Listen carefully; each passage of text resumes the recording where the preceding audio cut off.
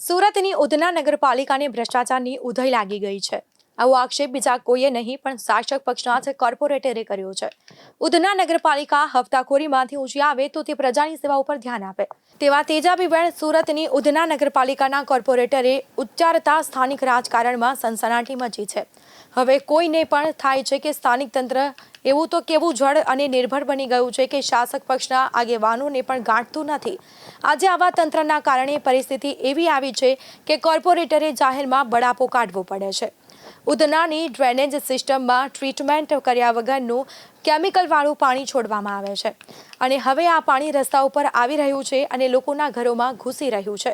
આ માટે કોર્પોરેટરે ઉધના નગરપાલિકા અને જીપીસીબીની હપ્તાખોરીને જવાબદાર ઠેરવી છે। કોર્પોરેટરનું કહેવું છે કે ઉધના નગરપાલિકા અને જીપીસીબીના હપ્તાખોરો કર્મચારીઓની સામે કાર્યવાહી કરવામાં આવશે તો જ જાહેરમાં ઠાલવવામાં આવતું આ કેમિકલવાળું પાણી બંધ થશે। તેઓની સામે આકરા પગલાં લેવા જરૂરી છે। સુરતના ઉધના વિસ્તારની નગરપાલિકામાં ડ્રેનેજ અને સ્ટોર્મ ડ્રેનેજમાં કેમિકલવાળું પાણી છોડવામાં આવી રહ્યું છે અને અનેક ફરિયાદો પણ થઈ છે। તેમાં પણ તાજેતરમાં સુરતના પૂરના પાણી ભરાયા અને તેના પગલે સુરતના ઉધના સહિતના કેટલાક વિસ્તારોમાં જળબંબાકાર થઈ ગયા હતા। તે સમયે પણ આ બધું વધારે પ્રમાણમાં જોવા મળ્યું હતું। આ અંગે નગરપાલિકાએ વારંવાર તપેલા ડાઇંગ મિલ સીલ કરવાની અને તેમના ડ્રેનેજ જોડાણ કાપવાની વારંવાર કાર્યવાહી પણ કરી છે। અત્યાર સુધીમાં 42 તપેલા ડાઇંગ મિલ સીલ કરવામાં આવી ચૂકી છે। જોકે ડાઇંગ મિલો સીલ કરવા છતાં પણ તે કોઈને કોઈ રીતે બીજા સ્વરૂપમાં ચાલુ થઈ જતી હતી। કોર્પોરેટરે આ માટે ઉધના નગરપાલિકાની હપ્તાખોરી અને ભ્રષ્ટાચારને જવાબદાર ઠેરવ્યો છે અને તેના વગર આવું કામ ફરીથી શરૂ ન થાય તેમની વાતમાં સ્થાનિક ધારાસભ્યએ પણ સૂર પુરાવ્યા। ઉધનાના ધારાસભ્ય મનુભાઈ પટેલે પણ જણાવ્યું હતું કે સ્થાનિક તંત્ર સાંભળતું નથી અને કેમિકલવાળા પાણી અંગે ગુજરાત પ્રદૂષણ નિયમન બોર્ડ જીપીસીબી સુરતને કેટલીક વખત ફોન લગાવ્યા પરંતુ તેના અધિકારીઓ જાણે સુપર સીએમ હોય તે રીતે અમારો ફોન સુદ્ધા પણ ઉપાડતા નથી। હવે જો આ અધિકારીઓના સ્થાનિક ધારાસભ્યનો ફોન ઉપાડતો ના હોય તો બિચારી પ્રજા જાય ક્યાં? જો જીપીસીબીના અધિકારીઓને આ પ્રકારનો પાવર હોય તો તેમની પાસે આવી જ તાકાત હોય અને તેનો જ સદુપયોગ નહીં પણ દુરુપયોગ કરે તો લોકોએ તો જાણે તંત્રની કામગીરીને લઈને હાથ જ ધોઈ નાખવા પડે ને। પણ શું લોકોએ પાછા હાથ પણ આવા ગંદા કેમિકલવાળા પાણીમાં ધોવા પડશે તેવો પણ સવાલ તેમણે ઉઠાવ્યો। છેલ્લા 3 વર્ષથી સામાન્ય સભા હોય કે અમારી સંકલન હોય હું રજૂઆત કરતો આવ્યો છું।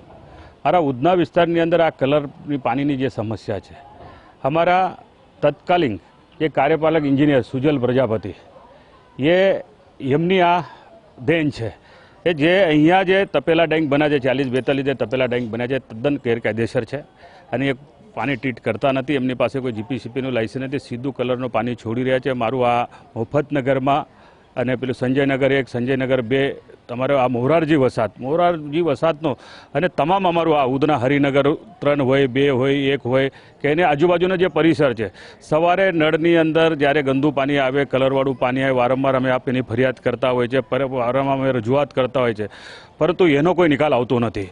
કાયમી રીતે ખાલી સીલ કરવામાં આવે, ખાલી એક પ્રક્રિયાનો ભાગ છે પરંતુ એને કાયમી રીતે એને બંધ કરવામાં આવતું નથી। ક્યાંક ને ક્યાંક અધિકારી કે કર્મચારી બરાબર કે ત્યારથી ગેરકાયદેસર બને છે, ક્યાંક ને ક્યાંક એમને સેટિંગ છે।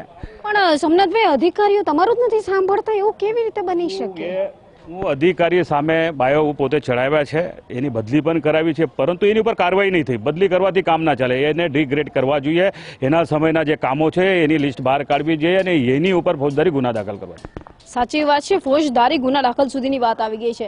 આપ અહીંયા રહો છો, અહીંયા કલરવાળું પાણી નીકળે છે, કેટલી તકલીફ પડે? તકલીફ તો ઘણી છે, તકલીફ છે ને। કલરવાળું પાણી આવે તો તકલીફ તો ખરી જ ને। આ ગટરનું પાણી આવે સવારમાં તો 1-2 કલાક તો પાણી અમારે એમ જ ખાલી જ જવા દેવું પડે અને ગટરનું બી જ્યારે વરસાદ આવે એટલે ભરાઈ જાય અમારે આમ તેમ ભાગદોડ કરવી પડે છે। શું કહેશો આપ, કેટલી તકલીફ પડે? हाँ, तकलीफ निकलने बैठने में होती है। भर जाता है पानी तो कपड़े गीले हो जाते निकलने में, घुटन तक पानी आ जाता है। हाँ, और का कीटाणु होते हैं, कीड़ा हर तरह के घूमते हैं। ઉધનાના ભાજપના કોર્પોરેટરે સોમનાથ મરાઠાએ જણાવ્યું કે અમારા વિસ્તારોમાં કેમિકલવાળું પાણી આવે છે અને ડ્રેનેજની સમસ્યાની વાત હું છેલ્લા 3 વર્ષથી કોર્પોરેશનની બેઠકમાં નિયમિત રીતે ઉઠાવતો આવ્યો છું। કોર્પોરેશનની દરેક બેઠકમાં મેં આ વાત ઉઠાવી છે। તંત્રને પગલાં લેવા માટે વારંવાર રજૂઆતો કરી છે, પરંતુ હજી સુધી તેનો નિવેડો આવ્યો નથી. અમારા વિસ્તારની ભૂલ એટલી જ છે કે તે ગરીબ અને શ્રમજીવીનો વિસ્તાર છે. શું ગરીબ અને શ્રમજીવીઓ હોય એટલે તેઓને આવા ગંદા કેમિકલવાળા પાણીમાં રહેવાની ફરજ પાડવાની? આ તે ક્યાંનો ન્યાય? તંત્રને આંખે કોણે પાટા બાંધી દીધા છે તે સમજાતું નથી. તેમણે જણાવ્યું હતું કે આ પહેલાં પણ આ ગરીબ અને શ્રમજીવી વિસ્તારોમાં કેમિકલવાળું અને ટ્રીટ કર્યા વગરનું પાણી છોડવામાં આવતું હતું. તે બંધ કરવામાં આવ્યું હતું, પરંતુ હવે ફરીથી આ સમસ્યાઓ વકરી અને સમસ્યા વકરવાનું કારણ ઉધના ઝોનના છેલ્લા કાર્યપાલક ઇજનેર સુજેન પ્રજાપતિ છે. તેમના સમયગાળામાં આ સમસ્યા વકરી ગઈ છે. તેમણે શું આ કરામત કરી કે એક સમયે ઉકેલાઈ ગયેલી સમસ્યાએ ફરી પાછો આ ઉધના વિસ્તારનો ભરડો લીધો? અને આ આખું પ્રકરણ બતાવી રહ્યું છે કે જાણે તપેલા ડાઇંગ મિલોને મારવામાં આવેલું સીલ જાણે એક નાટક જ હતું. ઉધનાની મ્યુનિસિપાલિટીના ડ્રેનેજ વિભાગ સાથે જોડાયેલી કામગીરી કરનારા કર્મચારીઓ ક્યાંક ને ક્યાંક હપ્તાખોરી કરી રહ્યા હોવાનું સ્પષ્ટ લાગી રહ્યું છે. તંત્ર પણ તેમની આ હપ્તાખોરી સામે કોઈ પણ પ્રકારના પગલાં લઈ રહ્યું નથી અને તે હકીકત છે. તેથી મારી માંગ એ છે કે આ પ્રકારની હપ્તાખોરી કરતા અધિકારી કે કર્મચારી સામે પગલાં લેવામાં આવે અને સુરત મનપાને લાગેલી ભ્રષ્ટાચારની આ ઉધઈને ખતમ કરવામાં આવે. શાસક પક્ષના જ કોર્પોરેટરે કરેલા ભ્રષ્ટાચારના આક્ષેપોથી વિપક્ષને પણ મજા પડી છે. વિપક્ષે દાવો કર્યો છે કે લો હવે અમારે શાસક પક્ષના ભ્રષ્ટાચાર અંગે કહેવા જોગ કશું જ રહ્યું નથી. તેમના જ પક્ષના કોર્પોરેટરો દાવો કરે છે કે પ્રજાના કામ થતા નથી અને પ્રજા પીડાઈ રહી છે. તંત્ર ભ્રષ્ટાચારમાં લિપ્ત છે. આ જ વાત તો અમે કરીએ છીએ અને તેથી જ જો પ્રજા આ રીતે પીડાતી રહે અને શોષાતી રહે તો પ્રજા પોતે જ આગામી દિવસોમાં તેનો ન્યાય કરશે. ખોબલે ને ખોબલે મત આપનારી પ્રજા ખોબલે ને ખોબલે મત ક્યારે પાછા લે છે તેની શાસકોને ખબર પણ નહીં પડે.